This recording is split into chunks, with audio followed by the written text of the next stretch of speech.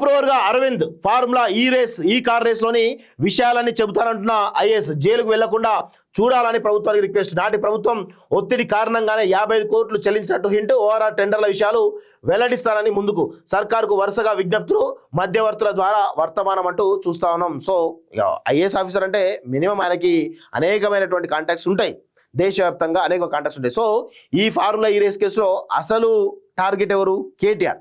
So Arvind కనుక ఏం జరిగింది అనేది పూసగుచ్చినట్టు అప్రూవర్ అయి చెప్తే ఈయన కొంత రిలాక్సేషన్ దొరికేటువంటి అవకాశం అయితే కనబడుతుంది. ఎందుకంటే త్వరలో పాప ఆయన రిటైర్ అయ్యేటువంటి పరిస్థితిలో ఉన్నాడట. సో బాగా సంపాదించిందిలే కేటీఆర్ అడ్డు పెట్టుకుని, అలా నో డౌట్లే. ఫార్ములా ఈ కార్ రేస్ కేసులో కీలక విషయాలు వెలుగుకి వస్తున్నాయి. తాజాగా అప్రూవర్గా మారేందుకు ఐఏఎస్ అధికారి అరవింద్ కుమార్ సిద్ధమైనట్లు టాక్. నేను అప్రూవర్గా మారుతా, అన్ని విషయాలు చెబుతాను, నేను జైలుకు వెళ్లకుండా చూడాలి, రాజకీయ ఒత్తిడితోనే రూల్స్ కు విరుద్ధంగా 55 కోట్లు చెల్లించా అని సర్కార్కు రిక్వెస్ట్లు పంపుతున్నట్లు ప్రచారం జరుగుతున్నది.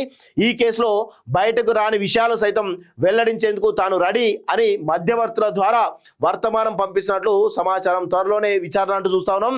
వెనకున్న వ్యక్తుల పేర్లేంది? ఈ కార్ రేస్ కేసులో జరిగిన నిధుల గోల్మాలపై నాటి మున్సిపల్ శాఖ మంత్రి కేటీఆర్ను A1, అదేవిధంగా secretary Arvind A2, HMDA chief engineer అయినట్టు బిఎల్ రెడ్డి A3గా ఉన్నట్టు మనకు తెలుస్తోంది. సో దీనిపైన ఏసీబీ కానీ ఈడీ కానీ సీరియస్గా త్వరలో విచారణ ప్రారంభించే అవకాశం కనబడుతుంది. ఉద్యోగులను ఎవరైతే ఆ HMD పనిచేసే ఈ F1 రేస్ సంబంధించినటువంటి దాంట్లో ఎంతమంది ఉద్యోగులు ఉన్నారు, పాల్గొన్నారు, దానికి సంబంధించిన రిలేటెడ్ ఎవరు ఉన్నారో వాళ్ళందరి స్టేట్మెంట్ కూడా రికార్డ్ చేసే అవకాశం కనబడుతున్నాయి.